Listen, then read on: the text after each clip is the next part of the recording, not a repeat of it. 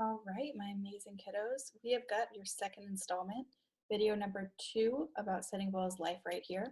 This is where we get to all the exciting parts, all the battles and the history and the famous things he said. I'll share my screen in just a minute so we can have the pictures up as I talk through this. A few announcements real quick. Sorry it took so long to get this up. Hopefully you enjoy it. Secondly, big shout out to Harrison, who went and just did an interview with the Teach for America magazine all about what success means to him. He was an amazing voice and an amazing representative of y'all's class. So I just wanted to recognize him for that. So thank you, Harrison. You did great. I'm really proud. And now, without further ado, let's jump in. I'm going to share my screen right here so that you guys can see it.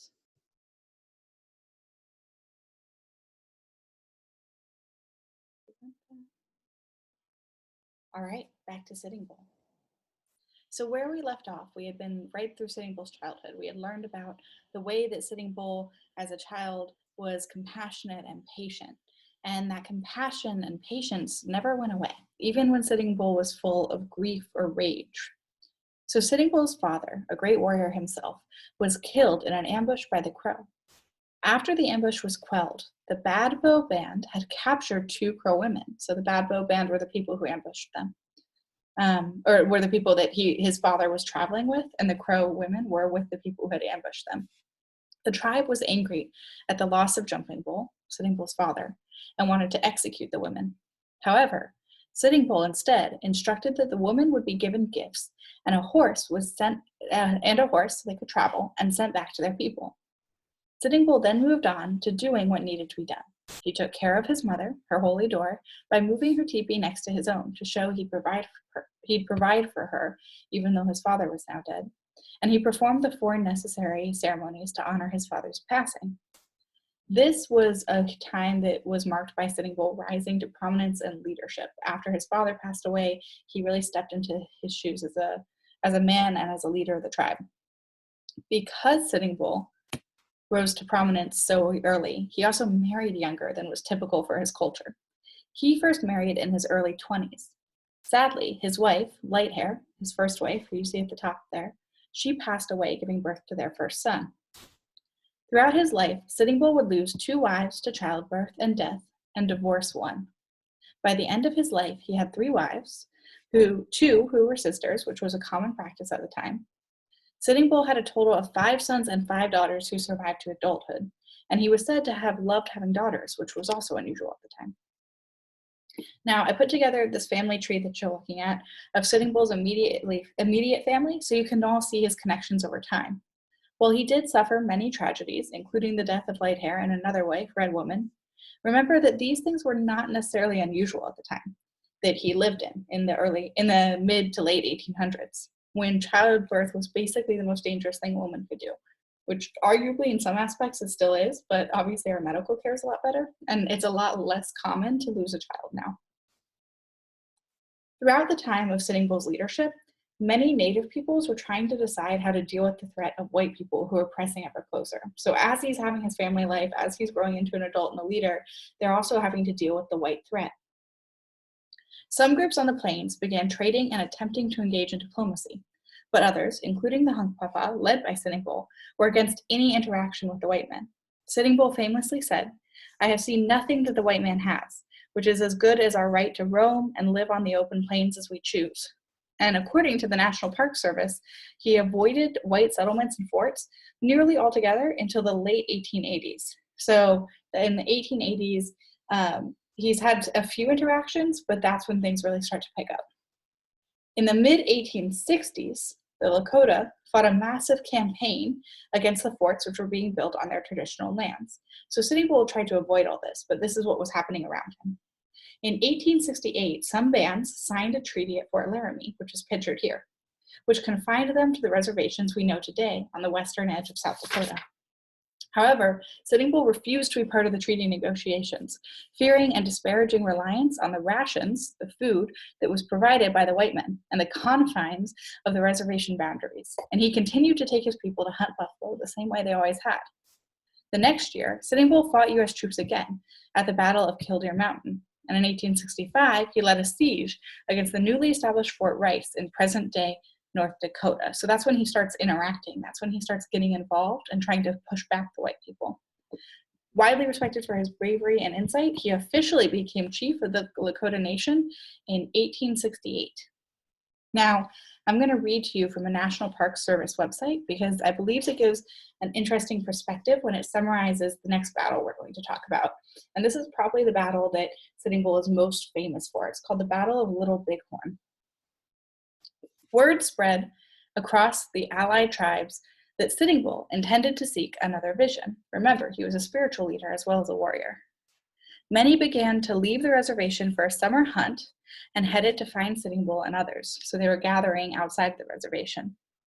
Lakotas and Cheyennes held a sun dance in mid-June. In his ceremony, Sitting Bull had 50 pieces of flesh sliced away from each arm. He went without water for 2 days and 2 nights, and it is said that near the end of the second day, he collapsed. Sitting Bull said he saw soldiers on horseback falling into their camp upside down. Their hats were falling off as they fell like grasshoppers. A voice told him, "I give these to you because they have no ears." And Lakotas translated this to mean that they were soon to have a great victory against the Bluecoats, otherwise known as the U.S. soldiers.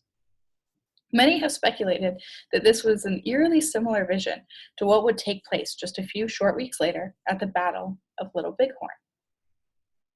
On June 25th, while camped along the Little Bighorn River, Sitting Bull's village, with approximately 8,000 Lakotas and Cheyennes, was attacked by Lieutenant Colonel George Armstrong Custer's 7th Cavalry. Sitting Bull, beyond fighting age, did not participate in the combat, though he did send his nephews White Bull and One Bull into battle with his own personal medicine to protect them. The battle resulted in the deaths of approximately 80 Lakotas and Cheyennes, and the complete annihilation of 5 whole companies of soldiers under Custer's immediate command, among others. Now, this part that I just read was from the National Park Service. That's the official recount, kind of the white side of the story. But I want to tell you some more things that I found in my research. From a Native perspective, this battle is called the Battle of the Greasy Grass. To begin with, many tribes and bands had camped together because they knew soldiers in the area. So that's like before the battle starts. Journalist Thomas Powers, who I'm taking most of this information from, worked to create a book describing the battle from the Native perspective.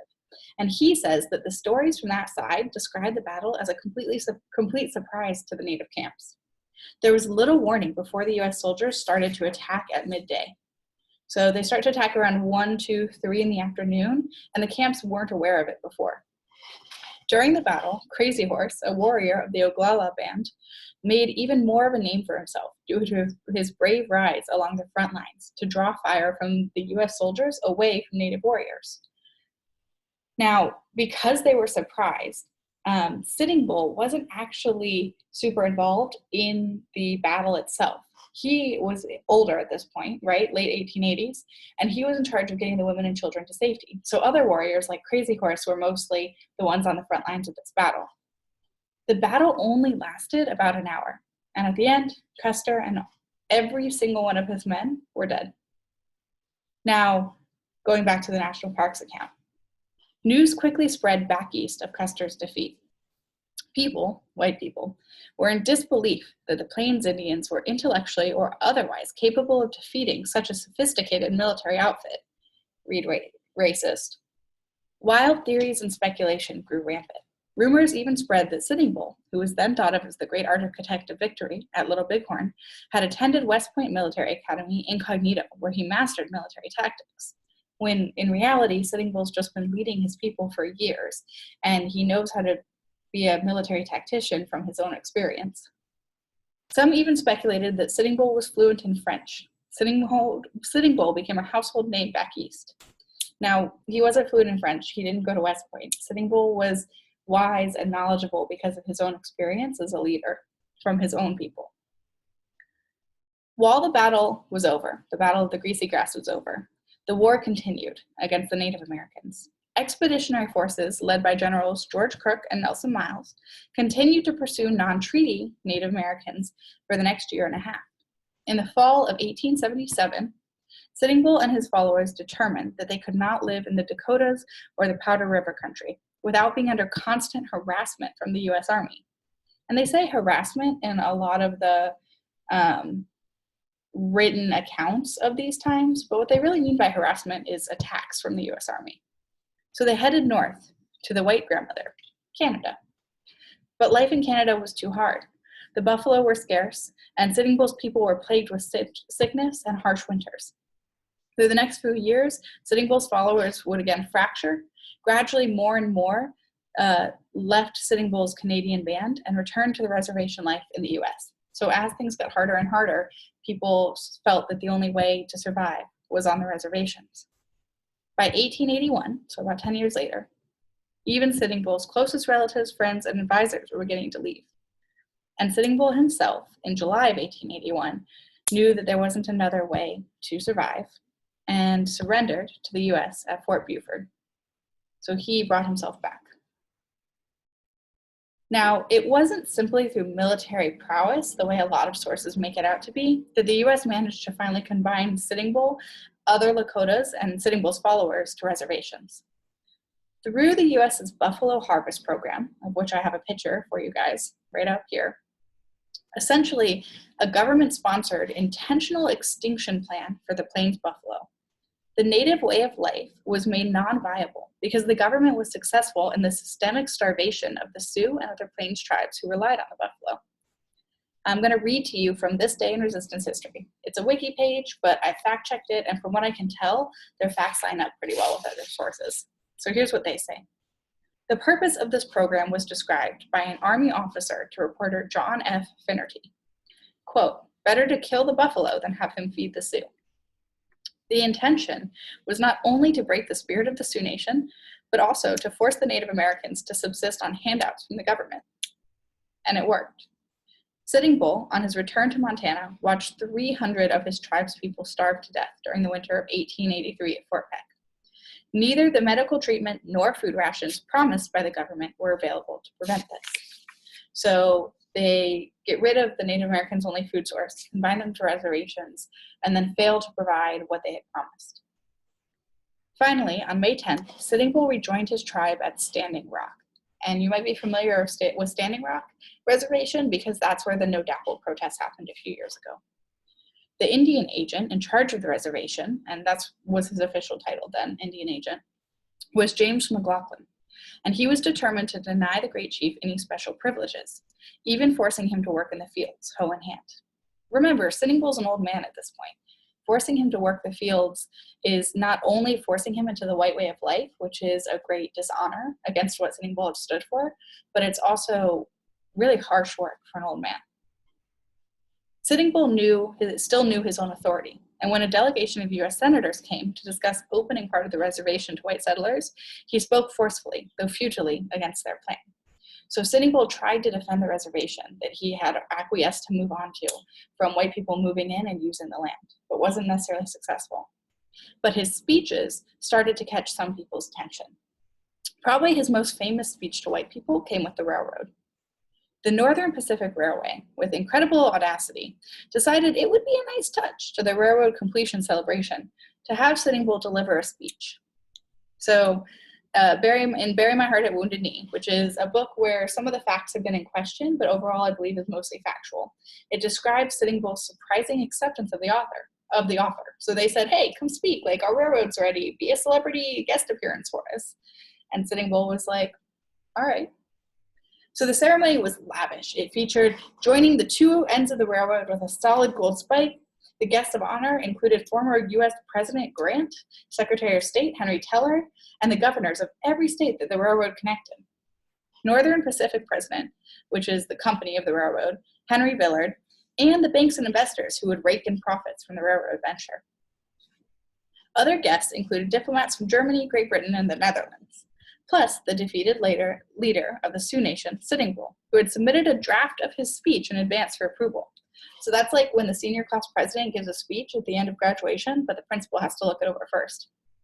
The remarks Sitting Bull was going to make had been co-written with a young Army officer who could translate Sioux and spoke Sioux, and he made extensive suggestions for Sitting Bull's remarks.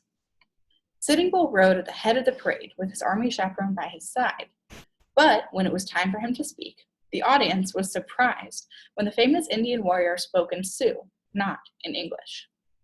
Sitting Bull looked directly at the U.S. Secretary of State, Grant, the generals, and railroad barons who sat before him. "I hate all white people," he said. "You are thieves and liars. You have taken away our land and made us outcasts." He went on to describe the atrocities that his nation had endured at the hands of the U.S. He would stop periodically to smile, and the audience, having no clue what he was saying, applauded enthusiastically, assuming he was welcoming them and complimenting their great achievement. Sitting Bull would bow in return every time they clapped, and then resume his scathing assessment of the white man's corruption and dishonesty. Really, only the panic-stricken army officer who had helped him draft the speech could understand him, and he knew it was pointless to interrupt. Sitting Bull received a standing ovation at the end of this speech. So, in 1885 was one other time that Sitting Bull was allowed to leave the reservation, and he joined Buffalo Bill's Wild West show, earning $50 a week to ride around an arena and whatever he could charge for his autograph and picture. He hated the show so much that he only stayed 4 months. He couldn't stand the culture and the lack of dignity that came along with being in a show, despite the fact that it got him off the reservation.